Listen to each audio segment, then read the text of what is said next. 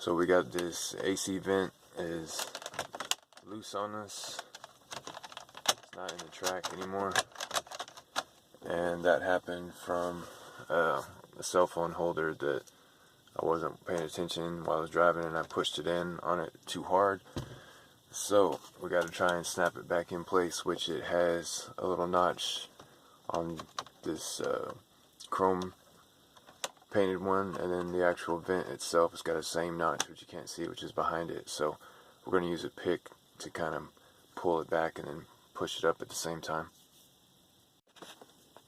Okay, we got it in there. You do have to put the pick pretty far back in there to actually grab anything that's substantial, otherwise you're just going to pull these blades out because they don't have any real strength to them. And also there's a second catch down here in the corner, just like this one you saw earlier up in here. There's one down here, so you have to get both of those. It's easier to pull it in the bottom one first, at least it was for me. So with the first, get this silver in place on both sides, so right here and here, and then go in with the pick and grab the actual vent and then pull it into the bottom side here, and you'll hear a little click probably.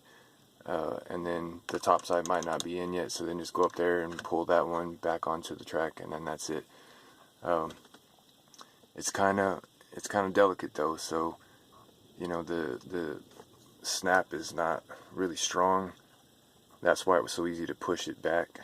So just keep that in mind. If you're gonna go back and try to push on it again, it's likely gonna go through, unless you put something on those fins before you pull it in. You could put some kind of adhesive or something, and some kind of liquid adhesive that would, obviously dry up and keep it on there.